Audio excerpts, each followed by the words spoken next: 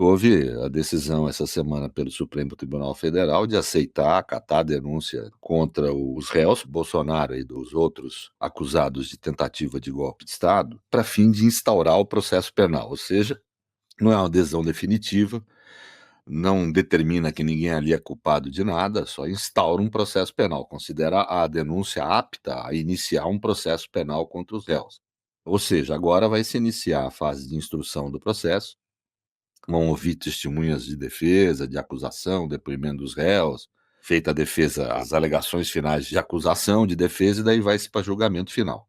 Isso, o tempo que vai demorar é imprevisível no sentido técnico, não há uma determinação temporal exata. Aí um acredita que vai ser julgado em julho, outro até o fim do ano, outro começo do ano que vem, mas a realidade é que não deve ser um julgamento tão longo quanto aqueles que se iniciam na primeira instância, porque daí o que se inicia na primeira instância tem direito a recursos, etc. E esse julgamento é um julgamento em instância única pelo Supremo Tribunal Federal. A decisão da primeira turma do Supremo foi absolutamente correta, a denúncia tinha de ser aceita, porque cumpria todos os requisitos legais para dar início a um processo penal. Eu creio que, eu tenho falado isso desde o relatório da Polícia Federal, a materialidade do delito, ou seja, a existência de que no Brasil houve uma tentativa de golpe de Estado realizado por uma organização criminosa é insofismável para mim, eu não vejo, acho muito difícil o trabalho da defesa de negar isso. Agora, óbvio que tem que se debater ainda, primeiro, a culpabilidade de cada um ali, se foi ou não autor do crime, se teve participação ou não, né?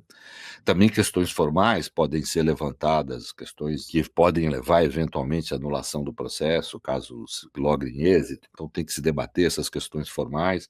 Ou seja, há um longo processo pela frente aí no sentido de que há muita coisa a debater e a se verificar. Cabe agora ao Ministério Público provar a autoria de cada um daqueles réus ali. Vamos ver o que vai se conseguir durante a instrução do processo, durante a sua produção. Não se pode, pelo fato de ter se aceito denúncia contra os réus, se presumir que são culpados. Isso vai ter que aguardar, vai ter que verificar para ver o que se consegue comprovar em relação a isso, né? O papel dos réus é pura e simplesmente se defender, né? Através de seus advogados, que inclusive demonstraram imensa competência na sustentação que fizeram.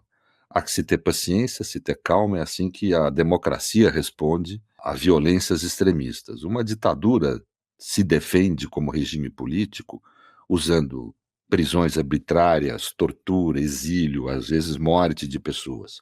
Uma democracia responde em sua defesa, quando é atacado por extremistas, dessa forma, por um processo penal humanista, democrático, com amplo direito de defesa. É assim mesmo, e nós vamos ter que aguardar para ver qual o resultado, né? O que é importante gravar é um momento histórico para o país. Esse país sempre teve acossado por golpes e formas disruptivas de instauração de novas ordens jurídicas e políticas, de novos governos, etc.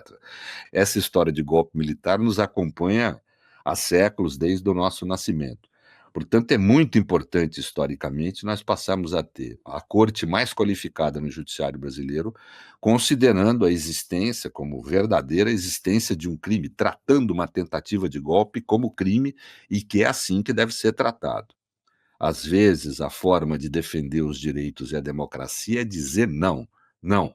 A sociedade brasileira não aceita esse tipo de violência contra a democracia, contra os direitos e contra as nossas instituições. Mais do que uma defesa institucional, quando a gente diz não a um golpe, nós estamos defendendo os direitos de todos nós e os direitos de cada um, ou seja, a nossa condição humana no sentido jurídico e político do termo. O ser humano, no sentido jurídico e político do termo, é o corpo que é protegido por direitos. Portanto, defender esses direitos é defender a humanidade do povo brasileiro e de cada um de nós.